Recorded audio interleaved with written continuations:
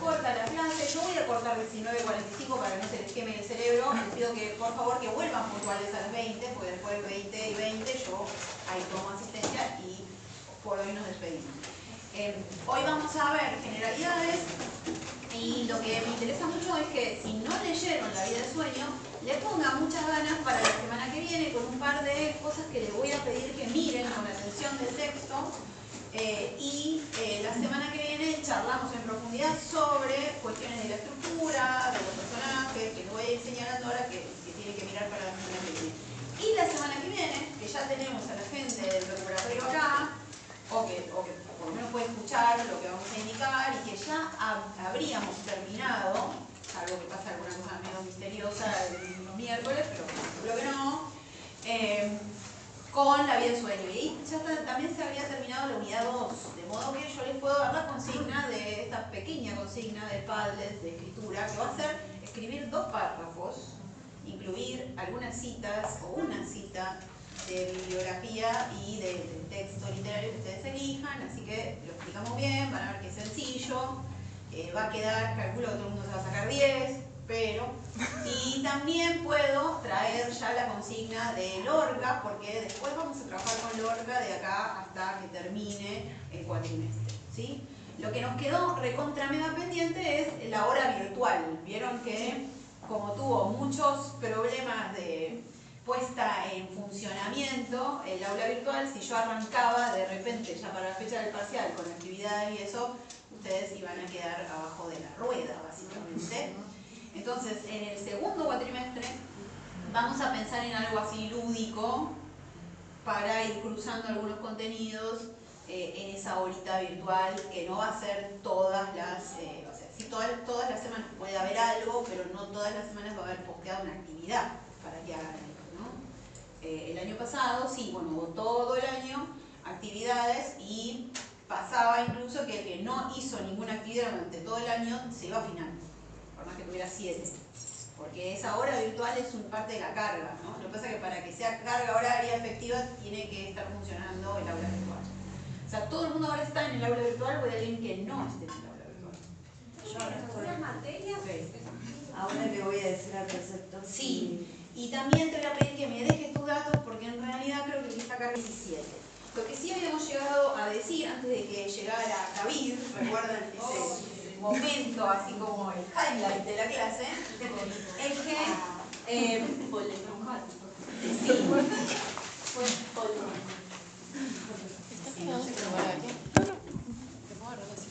Teatro del siglo de oro, ¿no? Habíamos planteado 2 cosas muy importantes. Una, que el teatro es barroco. No podemos hacer, ¿vieron esto que estábamos diciendo en la unidad 2, que íbamos del Renacimiento al Barroco, del Renacimiento al Barroco? Primero vimos Garcilaso, Renacimiento, poesía, después vimos Góngora, Barroco. Después en narrativa vimos, ¿cómo le va?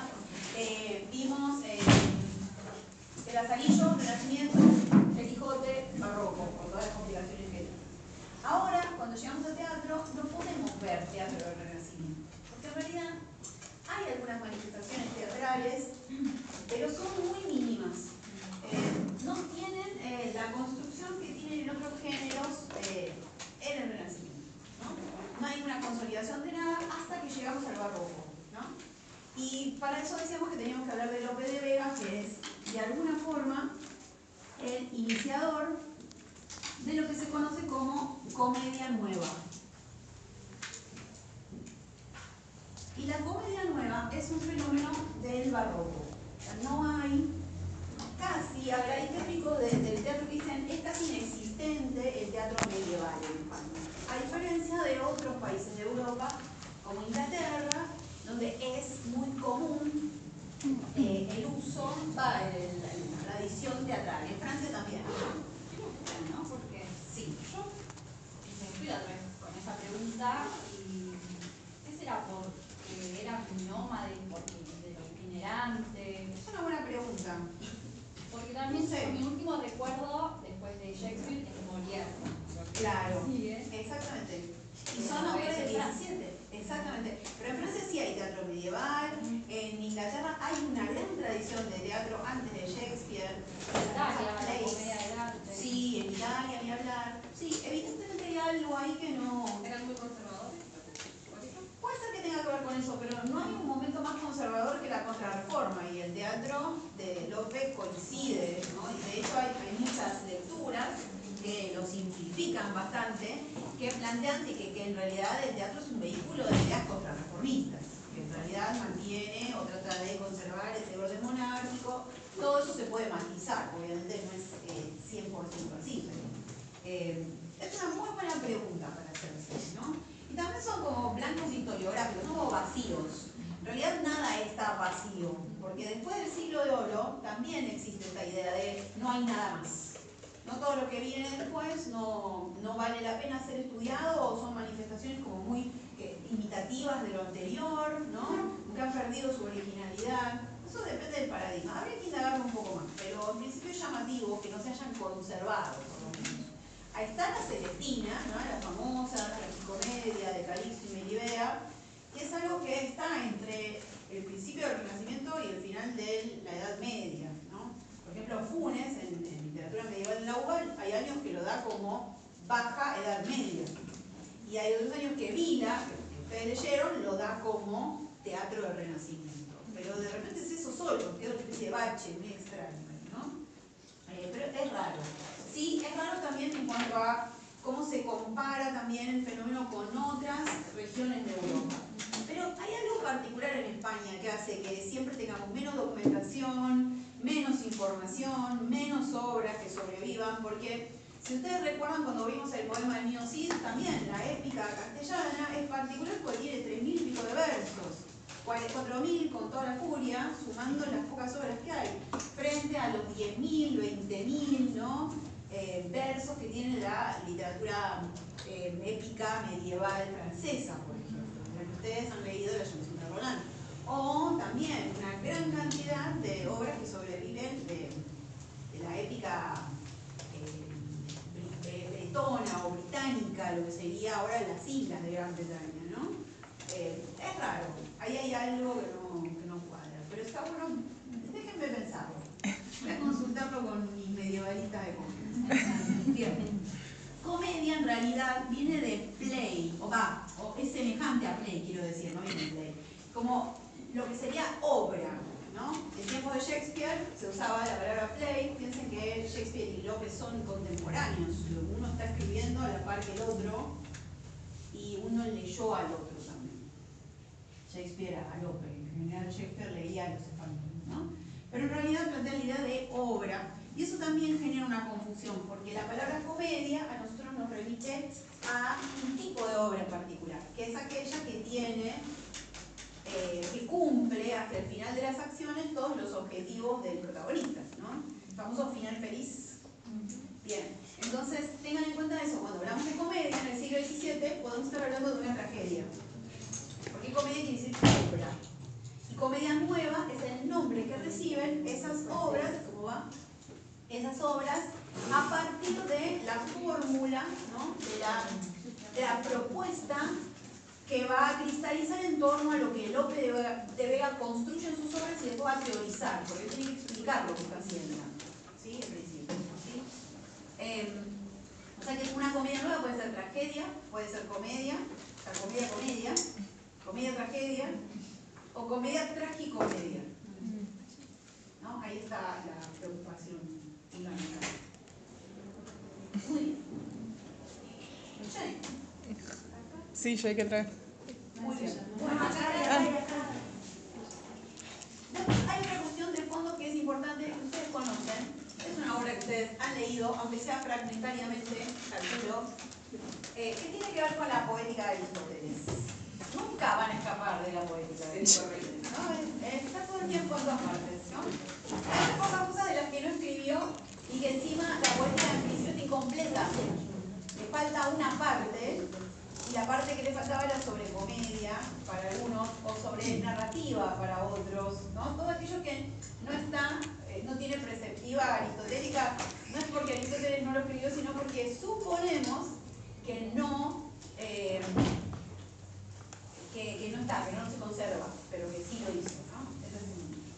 Me parece que es como para volverlo medio superheroico a Aristóteles. Bueno, pero sobre el teatro sí, ustedes han leído tragedia ática, ¿sí? Ustedes leyeron Edipo, ¿verdad? Sí, bueno, Sófocles.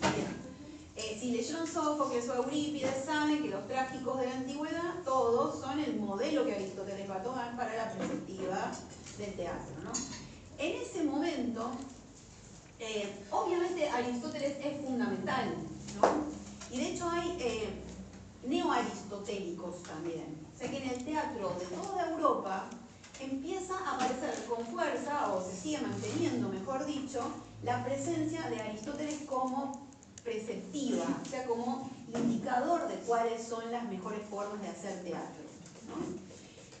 ¿Hay un teatro en Europa que sí, que es más neoaristotélico? Sí. El teatro de Lope no. Ahora yo les voy a contar un par de cosas, pero ustedes confíen en mí y después lean en algún momento, pero también para que hagan esta primera tarea de lectura que les encargo, que es que lean La vida es sueño pensando cuánto de lo que Lope va a modificar del teatro está en La vida es sueño. ¿Sí? Como lo primero. Todo esto que yo les voy a contar, confróntenlo con La vida es sueño. La vida es sueño es una obra que tiene ya unos cuantos años después, no solo de la producción de Lope, sino también de la propuesta teórica que sustenta la producción de Lope, que es de lo que vamos a hablar ahora, ¿no? Entonces, ¿hay preceptiva aristotélica? Sí, hasta neoaristotélica. O sea, hay continuadores o divulgadores de Aristóteles, de la poética de Aristóteles concretamente. Pero después hay obras que se salen de esa preceptiva. Y Lope vendría a estar en el medio. Él considera que es importante, voy a dejar de darle charla, mate, que es importante situarse en el medio y respetar lo que se pueda de la poética de Aristóteles, pero en todo caso desviarse también, porque lo que tiene que importar acá es el gusto del público.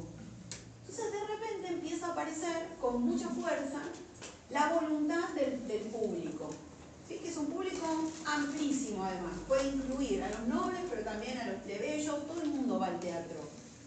Las entradas no son muy caras y a medida que se va transcurriendo el siglo XVII van instalándose cada vez más teatros en las ciudades más importantes, sobre todo en Madrid y en Barcelona.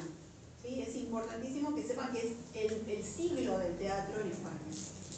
De hecho, esto vendría a ser teatro clásico para los españoles. Esto es Shakespeare para ellos, ¿sí? De hecho, hay una pelea así como muy nacionalista de quién es mejor, Shakespeare o Lope. Y no se tiene que leer. En principio, Lope dice que escribió como 700 obras. Shakespeare hizo 30. Bueno, entonces, la pregunta es calidad o cantidad, ¿no? El eje quanti o quali sería. Bueno, entonces, como Lope es tan discutido, porque en ese momento es muy famoso, ¿sí? Vende cualquier obra que tenga un cartel que diga que es una obra de Lope de Vega, agota. Entonces, hay actrices incluso que se dedican solo a sus obras, y es un hombre tan comentado y tan famoso, es tan mediático, porque lo que está haciendo de alguna forma es instalar la posibilidad de contentar al máximo del público. Eso es toda una novedad.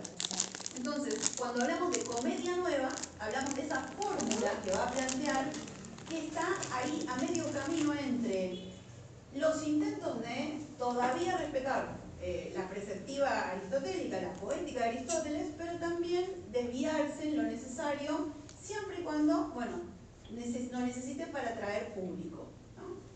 En la UBA siempre se dice que Lope es como el Tinelli del siglo de oro, porque es el tipo que sabe qué es lo que le gusta a la gente, y lo vende, y lo defiende aparte. Después a lo largo de su carrera va a hacer un esfuerzo muy grande para prestigiar estas formas, porque desviarse de la norma tiene sus consecuencias. Góngora lo empieza a tildar de sencillito, Quevedo no se puede imaginar los sonetos que le dedica Lope, ¿no? Esta idea de escribir para el vulgo, ¿no? La idea de ese pueblo que no es un pueblo letrado. Es el medio que saca el arte de la corte, digamos. Exactamente, pero después él va a hacer todo un giro en su carrera para tratar de ser, por ejemplo, cronista de Indias, que es un cargo de la corona, que se paga, ¿no? Hay mucha competencia entre todos los grandes autores, y hay muchos escritores que tratan de explotar el mundo del teatro de la misma forma que lo hace López, porque se dan cuenta de que ahí hay fama y guita, ¿no? Podríamos decir. Cervantes es un ejemplo, y fracasa horrendamente el teatro cervantino, no le gusta a nadie en su momento. Ahora sí se estudia. Él también trata de hacer novelas, porque el Quijote vende, y le va horrible. Las novelas de López son muy aburridas, pero todos intentan hacer todo. Y después se tiran un poco de beef a través de sonetos y esas cosas. Pero en principio es... ¿Cómo sería? ¿Cómo sería? Yo les busco, si quieren, después un soneto. Patos del agua chirle, le dicen. Bueno, en el recreo lo busco para... Pero una de las acusaciones es que surge de Quevedo sobre todo, de Góngora, pero mucho de Quevedo, es esta sencillez, como el lenguaje más raso posible, porque se ve que el vulgo no entiende cosas muy complejas. Y en realidad hay ahí obviamente un trabajo muy poético, cuidado, también hay poesía, la obra de López es amplísima, ¿no? Pero en principio lo que se le critica justo es esa medianía del gusto. Estás escribiendo para el consumo popular, pero es algo muy novedoso para esa época, pensémoslo así, ¿no? Entonces, en 1609, ¿sí? Cuando él ya es famoso, pero fíjense, estamos en el primer decenio del siglo XVII. En 1609, lo que hace López es escribir un texto que se llama, o que se conoce como el arte nuevo, que se los recomiendo mucho para la vida, porque no se los voy a dar para leer, pero es de donde sale toda su teoría, porque hay un círculo de dramaturgos neoplatónicos que le pide que vaya a dar explicaciones públicas sobre por qué escribe las obras que escribe. Entonces él va y hace un poema muy largo, que es este arte nuevo, en decasílabos además. Piensen que el endecasílabo es, ya sabemos, el metro del prestigio, ¿no? Pero sin rima, al principio, y en ese poema lo que va haciendo es tratando uno por uno los aspectos que modifica él de la comedia o del arte teatral para su comedia nueva, ¿no? Para su fórmula que empieza a desarrollarse un poco bastante antes y que para ese momento ya tiene consolidación del público sobre todo, ¿no? El texto, el título es más largo, es Arte de nuevo de hacer comedias en este tiempo. O sea, esta idea de, bueno, esto es lo que vende, esto es lo actual, y si ustedes quieren explicaciones yo se las voy a dar, pero en endecasílabos. Entonces dice que en realidad lo más importante es agradar al público, eso es fundamental. De hecho dice, y cuando he de escribir una comedia, encierro los preceptos con 6 llaves. O sea, los preceptos son menos importantes que el gusto del público. El gusto del público predomina. ¿Cuáles son esos 8? ¿Cuáles son? Déjenme manejar el suspenso. Bien, por ejemplo, lo primero que va a transgredir la poética aristotélica, que es bien obvio, es la división entre niveles, ¿no? Vimos que Aristóteles plantea que la comedia y la tragedia son dos órdenes completamente distintos, ¿no? De hecho, hace una valoración un tanto peyorativa sobre la comedia. La tragedia es el más elevado de los artes dramáticos, porque ¿quiénes son los protagonistas de las tragedias? Los dioses, los héroes y los semidioses, ¿no? Y los temas son temas profundos que tienen que ver con la vida humana y aparte es la representación de los mejores, son personajes elevados, ¿no? En cambio la comedia lo que hace es de alguna forma deformar la naturaleza humana, porque la risa ya es una forma de deformidad, valga la redundancia o el juego de palabras, y además eso implica también que hay otro sistema de personajes, porque en la comedia los personajes son, ustedes no leyeron comedia antigua, pero son esclavos, prostitutas, proxenetas, viejos verdes, o el muchachito, no sé, calentón, que quiere robarle plata al padre, que es el viejo, ¿no? Para poder casarse con la chica que es prostituta y tiene un criado que en realidad es un esclavo. Es como lo peor de la humanidad para la visión de Aristóteles. La mujer respetuosa. Exactamente, ¿no? Entonces esta idea de lo feo y lo elevado, ¿no? Entonces están los personajes bajos y los personajes elevados. No pueden convivir en una misma obra, van por dos carriles distintos, podemos decir. Lo que hace Lope de Vega, que es como una de sus grandes innovaciones, es mezclar ambos estilos. O sea que podríamos considerarlo el padre de lo que llamamos hoy la tragicomedia. Una comedia que tiene por ahí personajes que son de estos nobles o ennoblecidos, personajes de ese sistema elevado o de ese estilo alto, pero que pueden combinarse con otros que son personajes bajos, entre comillas, ¿no? Eso si fuera una tragicomedia en donde tiene mucho peso lo trágico.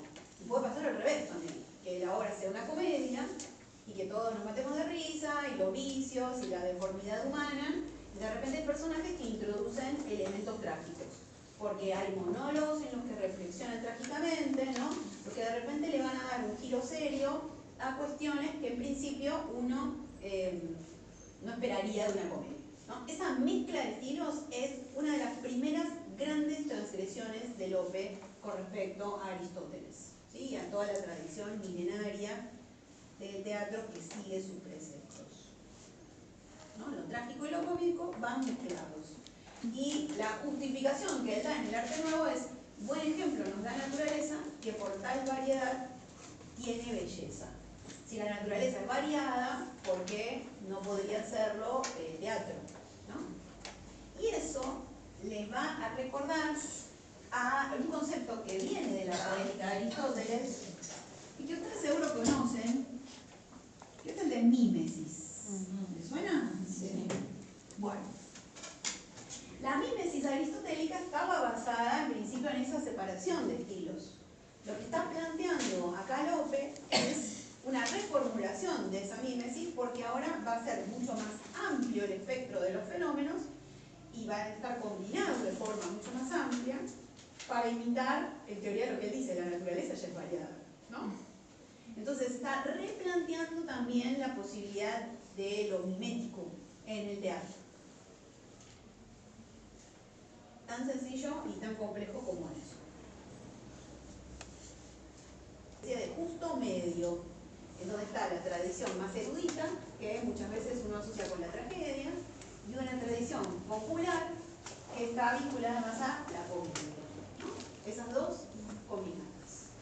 Si ustedes piensan en Shakespeare, también estaba en Shakespeare eso, ¿no? En Shakespeare tenemos grandes tragedias y de repente, no piensen en Hamlet, los que leyeron Hamlet, pero bueno, hay algunos elementos ahí. La escena en la que hacen la obra, Sí. trae a los actores para que representen. Sí. Hay algunos pasos cómicos, ¿no? Pero es una tragedia, ¿no? En todo su sentido. Si alguien leyó La Tempestad de otros programas anteriores, en La Tempestad está mucho más equilibrado, ¿no? Lo que pasa es que, bueno, en esas grandes obras finales de las últimas etapas, de la última etapa de Shakespeare, las cosas se van volviendo un poco más deformes. Pero él tampoco respeta la perspectiva aristotélica, o la usa hasta donde le sirve, ¿no? Que es lo que están haciendo los dos al mismo tiempo, básicamente. Solo que Shakespeare no dejó ningún texto programático, o sea, ningún texto teórico. Y Lope sí. El arte nuevo es un muy buen pantallazo de qué es lo que hay que mirar cuando uno hace teatro en el siglo XVII, qué es lo que se corrió de ese eje que era Aristóteles durante milenios. Después, hay algo que ustedes conocen muy bien también por haber leído la poética o haberla escuchado comentada o lo que fuera. No sé si Cava le da la poética. No tenemos acá. Tenían. Yo estuve acá. No, Leías. Sí. Bueno, les daba el texto, les hablaba el texto. ¿De qué? Nos han dado como fragmentos o otros autores que hablan, pero nunca Ya, él. Yo estuve acá y no nos dio tampoco la poética. Fueron como que en las clases que ella daba estaba mencionada y ahí nos daba. Ok. Bueno, después en algún momento así para la playa se compra la poética de Aristóteles, una docena de churros y se ponen a leer. El chiquito va a estar todos, no sé por qué no están confiando para la playa. Para la playa, que vamos a sí. ir. Vamos a la playa. Claro, me puedo tomar vacaciones. Para la sierra, no sé. Pasa difícil ir a la sierra así, voy subiendo y voy leyendo. No, porque no leyeron las cartas de Petrarca, cuando sube al Monte Ventoso y saca un libro, un San Agustín, lo tenía en el bolsillo. ¿De verdad? De verdad. No, bueno, pero pasa, sí, pasa muchas veces. Yo les voy de Aristóteles la leí cuando terminé la carrera, porque todo el mundo dice, porque la poética y la poética son esos textos Súper mencionados, pero que que luego nunca llega. Ahora estoy en una materia en la UBA que es para ingresantes y el programa incluye la poética, tienen que leer la poética entera. seguimos con música igual, ¿no? Seguimos con la Divina Comedia. Buenas. Nadie tiene que rendir recuperatorio de acá, ¿no? ¿Están todos en recuperatorio o no? No soy lo porque no vino el miércoles. A ver, ¿qué les iba a decir? Sobre Aristóteles, todo el mundo sabe que es esta división que hace Aristóteles en unidades, ¿sí? Las famosas 3 unidades aristotélicas, ¿recuerdan? Sí. Ah, ¿ustedes tienen uno de? ¿O ven? Ok, bien. Unidades de acción. ¿Con quién? Con Eireis, sí. Acción, lugar y tiempo. Esto cuando leyeron seguramente Sófocles lo habrán pensado, ¿no? Porque de hecho Aristóteles utiliza las obras de Sófocles para poder ilustrar cómo esto puede ser llevado a cabo a la perfección, no en un modelo ideal, sino hay dramaturgos, hay trágicos que hacen de estas 3 unidades una norma, y de ahí se desprende durante milenios que todo el mundo tiene que respetar, ¿no? En principio, si ustedes leen la poética de Aristóteles, no van a encontrar las 3 unidades, solo la única que se menciona es la unidad de acción. Después las otras 2 están desprendidas por lógica de la unidad de acción. Pero en principio, cuando hablamos de unidad de acción, lo que suponemos es que todos los hechos o todo lo que ocurra tiene que estar vinculado a un solo hecho, ¿no? ¿Puede haber pequeñas acciones?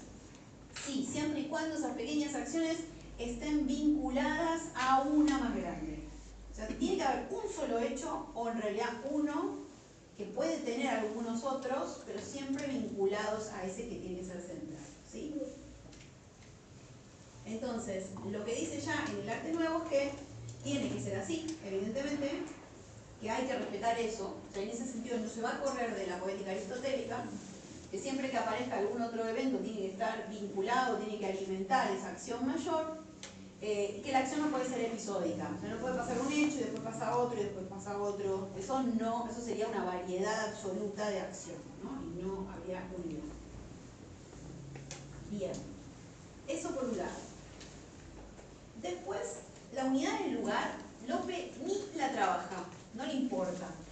Y eso es algo que van a ver mucho en el teatro del siglo de oro. Puede haber cuestiones que ocurran en un determinado acto, en el otro pasa otra cosa, en otro lugar, ¿no? Ese mismo hecho puede estar vinculado, obviamente, por unidad de acción, pero puede pasar en 2 lugares distintos del reino. Por ejemplo, Fuente Ovejuna, si ustedes lo leen, también para la playa, o para la sierra, o para el patio, el pincho. En el tren.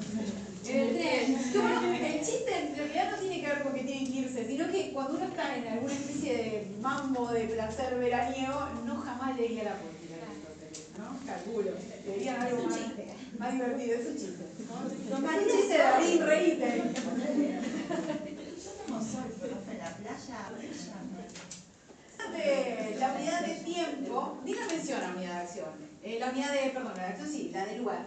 Y la de tiempo sí hace una referencia, y lo que dice es que en realidad el tiempo, a ver, ustedes esto por Aristóteles lo saben, el tiempo tiene que ser acotado. En general lo ideal sería en la unidad de tiempo que los hechos que se representan sobre escena coincidan con el tiempo que debería llevarles en la vida real. O sea, que hay una obra que puede durar 40 minutos y tiene que ser eventos que puedan ocurrir en 40 minutos, no sé, si es en el living de una casa, 40 minutos en el living real de una casa, ¿no? Por eso antes duraban 3 días. Claro, eran mucho más extensas, sí. Por eso hay obras de, no sé, Shakespeare que duran 4 o 5 horas, ¿no? Y de todas formas, ahí ya, de todos modos, no estaba respetando la unidad de tiempo. Lo que dice él es que siempre, a medida de lo posible, hay que respetarlo, pero que depende de la acción, en realidad, porque si una obra es una obra histórica, es obvio que van a pasar mucho más años, van a pasar años incluso, entre los eventos que se van construyendo. Entonces, la única recomendación que hace él es la siguiente. Él sostiene que entre acto y acto llegar a haber una distancia temporal, pero no dentro de una norma, ¿no? Entonces eso resuelve un poco, o le da un cierto criterio al manejo del tiempo. Nadie respeta la unidad de tiempo en general. ¿Han hecho la obra de 4 horas? ¿La han representado? Hamlet dura 4 horas, se hace. Sí. Depende, a ver, no acá, en la calle Corrientes no van a ver eso. Ni siquiera cuando Alfredo Alcón estaba haciendo, no sé, Rey Lear, ¿no? Hay películas que duran 4 horas. La de Mel Gibson, por ejemplo, si la vieron, de Hamlet es larguísima. Pero en general les van adaptando. Hamlet duró 3 horas acá en San Martín. Estuvo. ¿Quién estaba? El de los ojos azules. El verdadero guión favorito. Bueno, a ver. Bueno, entonces en principio ahí hay un corrimiento, porque la unidad de acción se va a respetar a medida de lo posible. Chequen si eso pasa en La vida de sueño. ¿Sí? Recuerden que La vida de sueño es un texto, a ver, es de 1635, ¿no? Entonces, cuando se plantea esto en 1609, ya hay obras que se están produciendo así, por el mismo Lope. Después, toda la escena teatral española va a subirse a esta fórmula porque es exitosa. Y lo que va a ocurrir con el avance de las décadas es que va a empezar a sufrir transformaciones. Entonces, ¿por qué? Porque es una fórmula consolidada, entonces ya se puede experimentar con algo que se vuelve norma casi, ¿no? Y aparte que tiene este texto en donde el mismo Lope explica qué es lo que está haciendo. De modo que cuando llegamos a La vida de sueños, estaría bueno empezar a pensar qué es lo que se está corriendo de esta fórmula lopesca que es la norma para el momento en el que Calderón escribe esta obra, en el que se representa esta obra y demás, ¿no? Ahora, profe, pero no entendí, corriendo de Lope. O sea, Lope hace toda una transformación de la poética aristotélica, ¿no? Va de la perceptiva aristotélica y neoaristotélica. Y a su vez, los dramaturgos que vienen después también van a experimentar con la fórmula de Lope y van a empezar a transformarla. Okay. Exactamente, ¿no? Nosotros, como no leemos Lope, no tenemos eso, no lo podemos ver en un texto. Pero sí es importante que sepan que todo esto tiene un peso importante para poder entender qué está haciendo Calderón con La vida de sueño. Esa sería la idea. Profe, ¿cuál es el texto o el autor que tenemos que leer para entender todo esto? No, tienen que leerme, escucharme a mí. Ah, Si quieren yo les doy texto no, teatral. pero como siempre mandás uno de... No, hay 2 textos de bibliografía, pero son sobre La vida de sueño, sobre personajes y demás. Claro. No tienen nada sobre teoría del teatro, les puedo mandar, hay enciclopedias. Yo pensé que estaba guiado. No, esto me creen a mí. Ah, ¿audios quieren? Quisiera escuchar mi voz. Es re práctico lo del audio. Si tuviéramos más clases virtuales. Perdón, hablo por mí. Creo que no.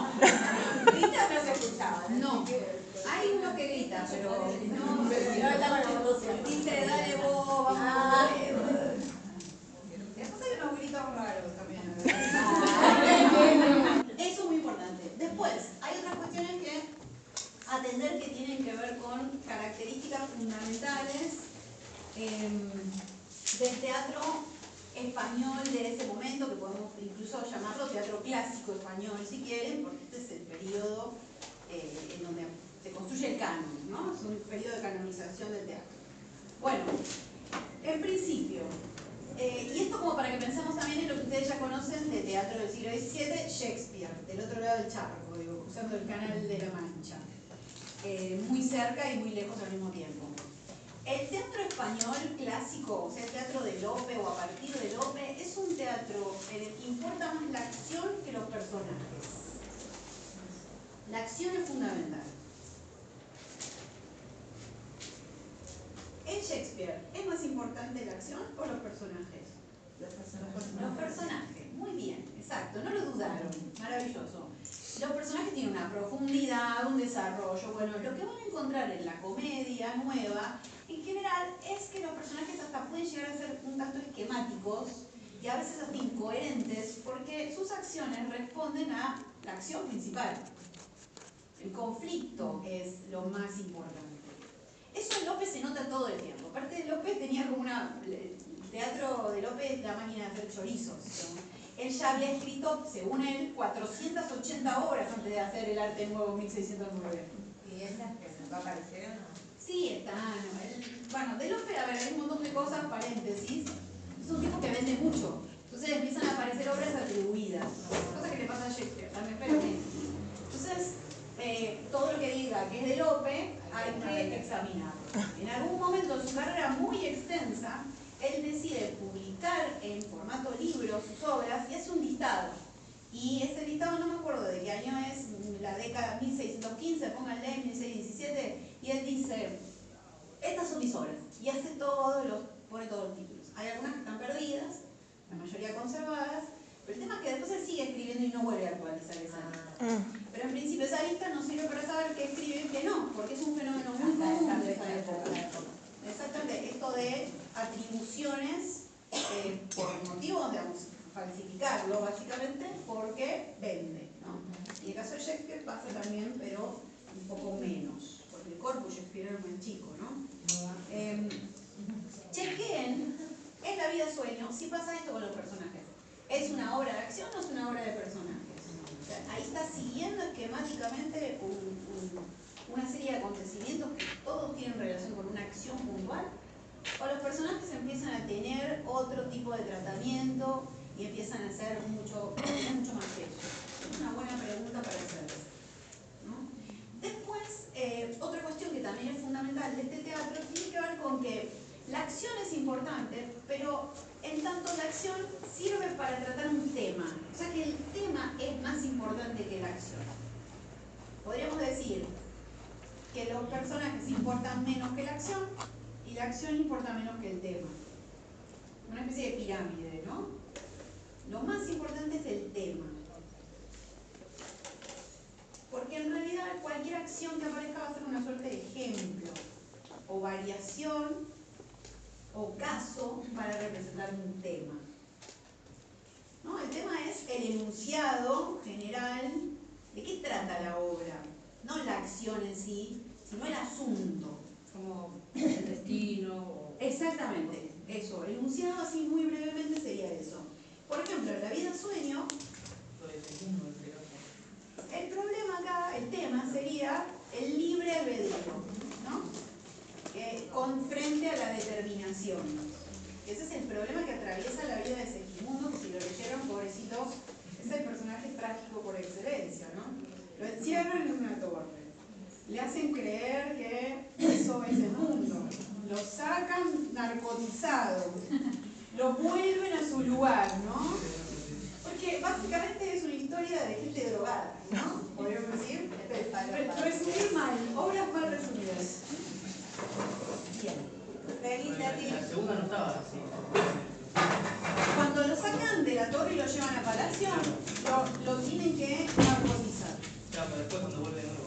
Cuando vuelve otra vez, Se porta bien. le dicen que fue un sueño, ¿no? Entonces siempre aparece esta idea del pobre hombre manipulado, incluso al Pero punto todo bien de... ahí en la segunda.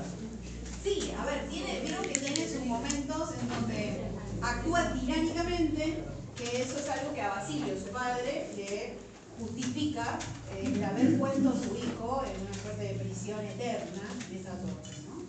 Y después, cuando él actúa bien al final, una parte que es como una suerte de episodio guerrero, ahí de alguna forma conquista su libertad, ¿no? O termina demostrando que en realidad lo que se privilegia o lo que prima es el libre albedrío, ¿no?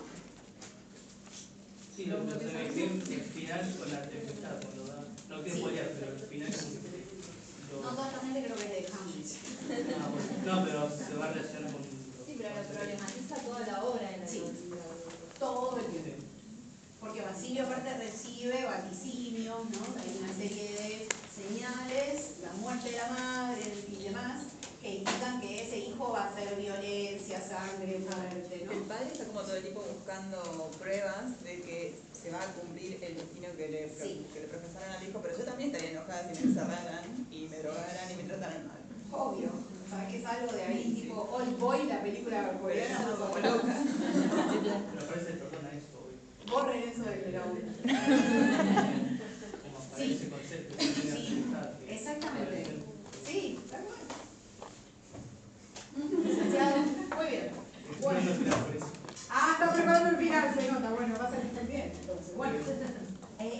importante. Entonces, la acción en realidad es un caso que ilustra un tema, ¿no? O sea que es un teatro de tema y es un teatro de acción, dijimos. Y en última instancia de personaje. Acá en La vida suya podemos encontrar bastante claro que el tema es el libre albedrío frente a la determinación. Es un tema que tironea a los hombres del siglo XVI y del XVII. El principio por ser cristianos, católicos, ¿no? El libre albedrío es fundamental. Incluso la forma en la que Dios piensa al hombre para esas religiones. Hay otras que no. Y en ese caso la determinación funciona de otro modo, esa falta de libertad. Pero acá eso entra en un conflicto irresoluble. Por más que el personaje después termine decantándose o nos deje una suerte de lección sobre la importancia de justamente de elegir, ¿no? De ejercer la libertad. Libertad bien entendida, ¿no? No la libertad que ustedes conocen. En Fuente Ovejuna, por ejemplo, que es no voy a spoiler, pero básicamente trata de un pueblo que se llama Fuente Ovejuna, en que el comendador, que es el noble que está a cargo del pueblo, comete una serie de abusos de poder importante. Bueno, el pueblo decide matarlo, matan todos juntos, ¿no? O sea, después hay que tratar de restituir ese orden, que es difícil, ¿no? El problema ahí, el tema central, el abuso de poder. El abuso de poder por parte de la nobleza, además. Cosa que ver cómo matan a alguien en escena, y ese alguien es un noble, y es bastante picante, podríamos decir. De la misma forma que es bastante picante ver cómo un príncipe termina encerrado en una torre, lamentándose de que es alguien o algo casi, está reducido a la nada misma, ¿no? Y después cómo lo manipulan a lo largo de los otros actos o formas.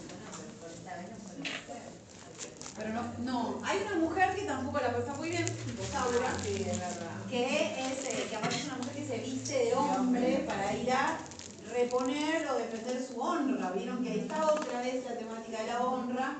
Esos personajes vestidos de mujer también aparecen en Shakespeare mucho.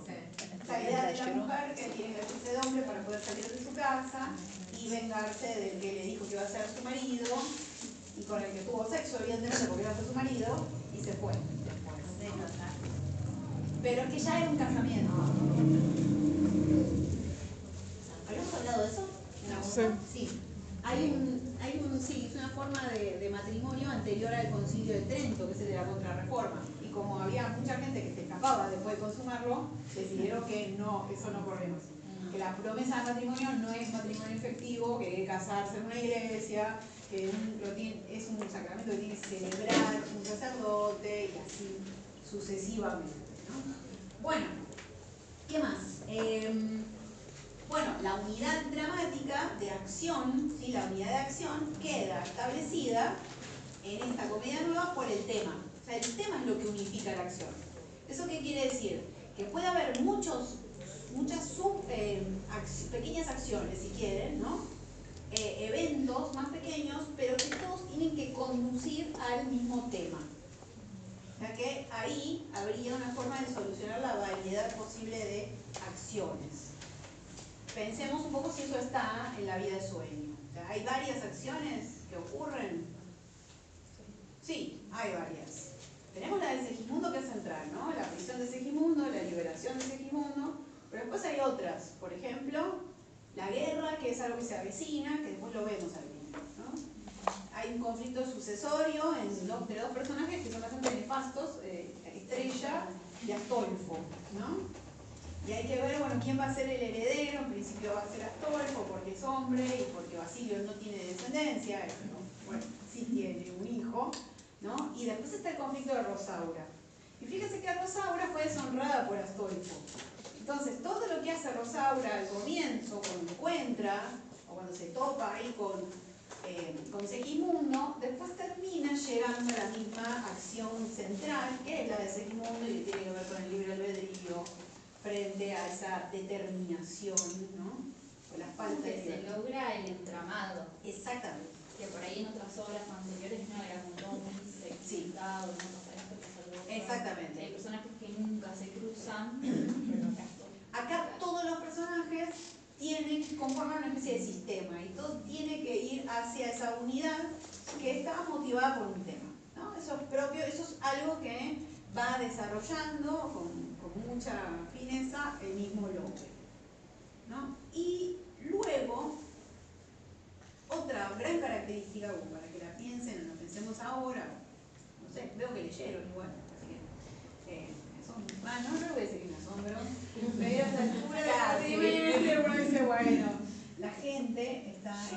presumir, no, ¿Eh? no voy a presumir. No es para presumir esto, pero Ya está, hay que presumir. Cuando una persona así no la podés dejar de A ver, después la otra cuestión. El tema siempre tiene relación con un propósito moral, ¿no? Eso también es importante. En las obras que podemos caracterizar o clasificar como comedia nueva, siempre hay un propósito moral, siempre hay algo que se quiere ilustrar, enseñar y demás, ¿no? ¿Y cuál es el mecanismo en donde se puede ver ese propósito moral cumplido, siempre cumplido? Es de la famosa justicia poética. Una frase que habrán escuchado muchas veces en sus vidas, la justicia poética.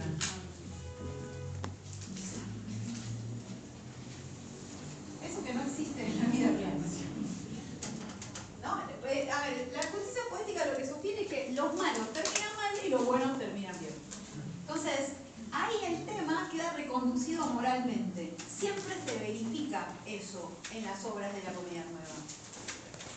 Es una buena pregunta para hacerse si eso pasa en la vida de sueño. Los malos siempre pagan, los buenos siempre ganan. Profe, no entendí. ¿Esta sería la norma que propone Vega o es antes del teatro? ¿Existía? Eso ya existía en el teatro, pero se va consolidando a partir de esta comedia nueva. ¿Sí? La comedia nueva hace uso de la justicia poética sistemáticamente. Si vemos a alguien que comete algún tipo de abuso o exceso, bueno, ese sujeto paga siempre, ¿no? En cambio, y los buenos que sufren y son víctimas van a tener su recompensa al final, que sirve para dejar bien claro que hay un propósito moral, ¿no? Que hay una enseñanza que se quiere dejar y que siempre se cumple, ¿no? O sea que el tema está subordinado a un propósito moral. Qué lindo sería si fuera todo. ¿Y cómo sabemos en general que el malo es malo y el bueno es bueno? Lo sabemos desde el principio de las obras. También para que piensen si eso pasa en la vida de sueño. En las obras de López se cumple siempre. ¿Y cómo se llama eso? A ver, pongamos una situación hipotética. Empieza una obra, Fuente Ovejuna. El comendador se quiere levantar un par de chicas del pueblo. Y vemos que detiene a los novios. Y vemos que trata de comprarse a los padres. Ese ya da señales de que va a empezar a tener comportamientos abusivos en base también a la posición que ocupa como noble, como autoridad política en ese pueblo.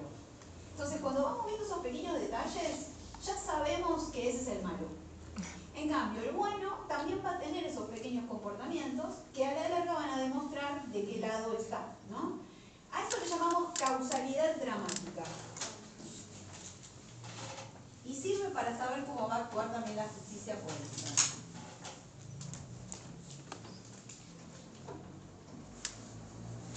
Es como lo de las novelas de Thalía, ¿vieron? Los malos son... Las villanas son muy villanas siempre. Incluso antes de que se conozca el personaje de Thalía con el de Soraya Montenegro, ¿no? Ya hay pequeños detalles y hacen que el espectador se ubique. O sea, dice, este es el que va a pagar. Este todavía no cometió ningún delito grave, ninguna falta grave, pero va a llegar a eso, la está construyendo, ¿no? Y los buenos son muy buenos siempre, ¿no? Esa forma muy esquemática de construir personajes, en Lope es parte de su fórmula. Lo que hay que ver si esto pasa en Calderón. Fíjense, porque por ahí pueden, no sé, traer algún personaje, cuando lean todos, menos Mapu que soy yo, y de la sombra que le acá no hay causalidad dramática, ¿no? Acá hay alguien que paga, pero en realidad no había ninguna motivación, no se está ejerciendo un acto de justicia poética acá. O al revés, alguien que comete algún exceso o un error muy grave y después al final por ahí no tiene consecuencias o aparecen muy morigeradas. Eso es muy shakespeariano también. Vieron que Shakespeare, los buenos no pagan siempre, no ganan siempre. Si leyeron Hamlet o La Tempestad, todo queda raro ahí, ¿no? Hay un orden restablecido, porque en el fondo la justicia poética lo que quiere es establecer un orden que se quebró y hay que volver a él. Pero en este caso, que son personajes complejos, porque tampoco son buenos ni malos malos, como, o al menos los buenos ¿en Shakespeare o en Calderón? Calderón me pasó eso, de que, bueno, yo entiendo que es el bueno, pero tiene una complejidad y una sombra, ¿no? Esto del barroco, hay una... Exactamente, muy bien. Yo me voy muy contenta, de verdad. ¿Quieren que vamos a charlar? Yo sé que ustedes pensarían lo mismo si hubieran leído. Esa nos representa. O lo del sueño, el título, ¿no? La vida del sueño, como esto de la ilusión, del engaño. Sí, el artificio, ¿no? Sí, esta idea de que la vida no es tan esquemática también, ¿no? Exactamente, que tiene sus modulaciones. Bien, esto se entendió, ¿no? Perfecto. Bueno, ¿qué más les puedo decir? La estructura que van a encontrar siempre en las obras, también para que la pensemos un poco acá si se cumple y si no se cumple. Desde el arte nuevo y antes ya en las obras de Lope, lo que es un esquema tripartito, ¿no? El esquema de los 3 actos o jornadas, en general se cumple siempre. ¿Se acuerdan cuántos actos tenía en las obras de Shakespeare, por ejemplo? Grave. 5. Bueno, este tiene 3. 3 siempre. Las 5 de Shakespeare venían de Séneca, de Plauto, de Terencio, de sus clásicos de la antigüedad. En cambio acá son 3 que están motivadas por la acción, cómo se separa esa acción, ¿no? Lo que dice Lope es que el caso, el asunto, ¿no? El tema tiene que aparecer expuesto en el primer acto, ¿no? ¿De qué va a tratar? ¿Quiénes son los personajes? Y después, el problema o el nudo se va a desarrollar en el acto 2.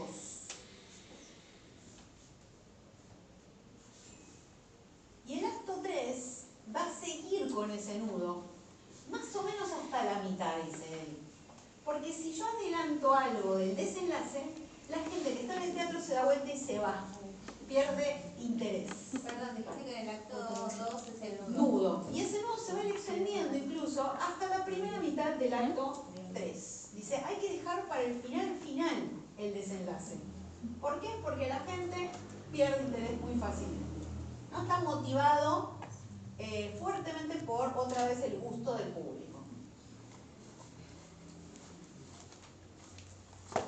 Una pregunta que no es obvia.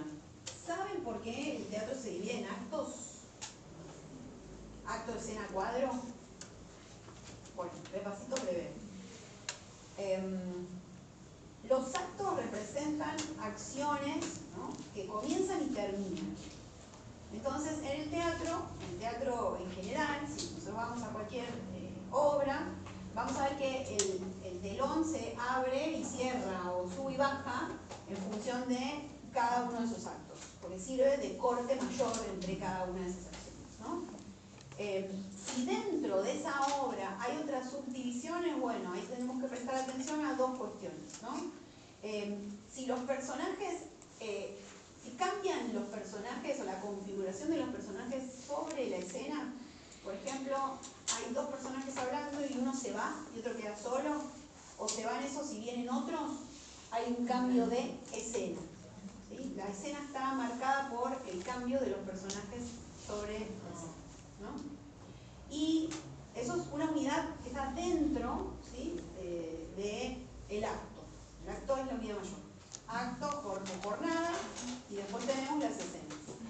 ¿Las obras pueden tener una sola escena? Sí. ¿Pueden tener un solo acto? También. Puede ser una acción que comienza y termina de acto único, ¿no? Puede tener una escena sola, sí, puede tener varias. Lo que puede haber también dentro de los actos son cuadros. Los cuadros están delimitados por el cambio de escenografía. Cuando dentro de un acto hay un cambio de espacio, va a cambiar la utilería, va a cambiar el fondo, bueno, va a cambiar la escenografía. Entonces, si hay un cambio de escenografía, es un cambio de cuadro. ¿Puede haber obras de cuadro único? Sí. Si mal no recuerdo, La Nona, por ejemplo, si la leyeron en la secundaria, trata, creo que está siempre dentro de la casa de esa familia. Entonces, el cuadro es cuadro único. No me acuerdo cuántos actos tiene, pero